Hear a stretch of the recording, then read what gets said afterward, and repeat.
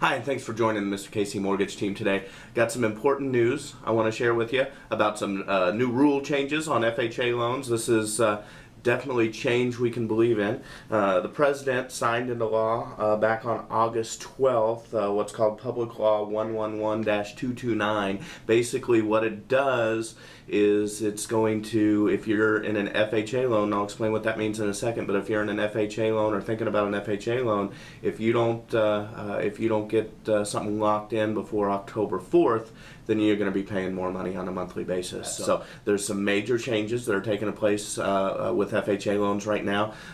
What is an FHA loan? First of all, an FHA loan is a loan that's kind of insured. I'll use that for lack of a better term at this point in time. But it's kind of insured by the federal government. And what they do is they make you put this mortgage insurance on your loan to handle the risk.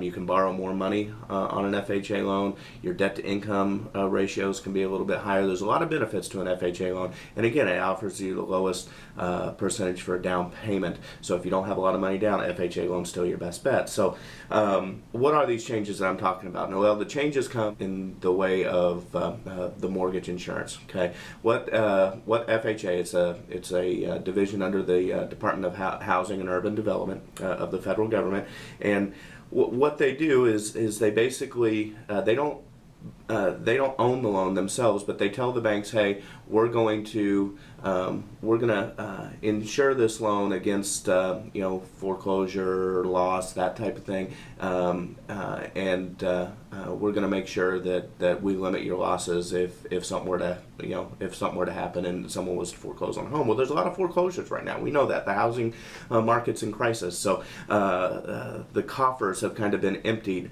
on this mortgage insurance fund that the federal government has. So they've been looking for ways to replenish the money, and it's going to cost you more money if you're in an FHA loan. So let's get down to the skinny of it. I put together an example for you, a $200,000 loan. Now, well, we all know what Michael Jackson looked like before and his 20,000 plastic surgeries, and we know what he looked like after, so I'm going to use that as a good example here. So, the before and then the after picture, so you know exactly what we're talking about. Before this new law goes into effect on October 4th, and we're going to look at a $200,000 home purchase. Okay, on a $200,000 home purchase, before you're required to put 3.5% down. Okay, it's the $7,000 that you'd have to put down on the home. So your base loan amount is about $193,000. Now, the good thing about FHA mortgage insurance is they do allow you to finance that into your loan. The old way, your upfront mortgage insurance is about 2.25% of the base loan amount. So on a $193,000 loan amount, your mortgage insurance is about $43.42, brings your loan amount to $197,342.50. Again, this is on a $200,000 home. With interest rates where they are right now, you're looking at a monthly principal and interest payment on that type of loan of right around $1,000. And then you have to add monthly mortgage insurance as well. Not only does the government charge you for an upfront mortgage insurance payment, they also charge you monthly for mortgage insurance. And the old way, before October 4th, your monthly mortgage insurance is figured off the total loan amount. And how they figure that is they take your total loan amount, and multiply that by 1/2%, and then they divide that by 12 to get your monthly premium. So your monthly premium is about $90, $90 to $91 on this particular example that we're using. Again, this changes October 4th. I'm going to explain what the change does for you. So you're looking at a total payment before taxes and insurance. You're looking at a total payment of right around $1,090, the old way. Okay, the new way. Let's talk about what's going to happen on October 4th. Now they've authorized the Secretary of Housing and Urban Development to actually increase the percentage you pay monthly all the way up to 1.5%. They're not going all the way up to 1.5%. Again, remember, it's about half of 1% right now. They've authorized them to go up to 1.5%. They say they're not going to go all the way up to that. What they've done to kind of compensate that is that they've lowered the upfront mortgage insurance premium. So let's go through the same example on the new way. You're looking at a $200,000 home. You still have the same 3.5% down, so you're putting $7,000 down for a base loan amount of $193,000.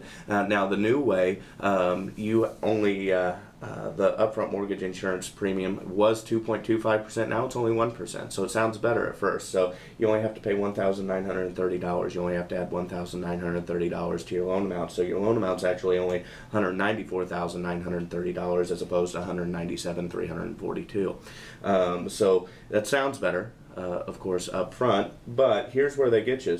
The new way, you're looking at a new principal and interest payment of right around $988. Okay, so it sounds better at first, but then they're increasing what they're doing to compensate and to gain more money more quickly, put more money into the coffers a little bit faster, is that they're increasing the monthly premium, or actually they call it the annual premium, and then they divide it by 12 and give you a monthly premium. So they're increasing that annual premium from, it was, like I said, it was about 0.5%, could go up to 0.55 of 1%. They're increasing that now to about 0.9%. Again, they have the right to go all the way up to 1.5%, but right now they're only increasing it to 0.9%. So what does that do for you? It increases your monthly mortgage insurance premium on the new way at about puts it right around $146. So your new total payment now on a same $200,000 home is about $1,134. So it's a $44 difference. $44 may not seem like a lot of money to some folks buying a $200,000 home, but actually in reality, what it does for you, it means the difference between buying a $200,000 home now because you're qualified on your income, and that extra $44, what does that mean to you? Well, you're only going to qualify to buy a $190,000 home. On a $150,000 home, again, because you're qualified on your income, if you qualify to buy a $150,000 home, you're probably only going to qualify to buy a $142,000, $143,000 home when the new rule goes into effect. So it does make, $7,000 to $10,000 may not sound like a lot of money to folks buying a $150,000 to $200,000 home, but it could mean the difference in getting your closing costs paid. Could mean a lot of different things for a lot of different people. But if you're looking for a home, you've been thinking about buying a home, or if you're thinking about refinancing, October 4th, you're going to pay more money. You're going to start paying more money. So you need to get in touch with your mortgage professional now. Get in touch with your real estate professional now. We'd love to talk to you. If you have any questions about that, call my office, 888-MR-KC-123. That's 888-675-2123. Email me at dan@mrkcmortgage.com. Shoot me a message any way you want to. I look forward to chatting with you. If you have any questions about this, or you want a copy of this letter from Housing and Urban Development, just get in touch with me. Thanks for joining Mr. Casey Mortgage today. Hope this has helped you. Look forward to your comments and your questions. Thanks.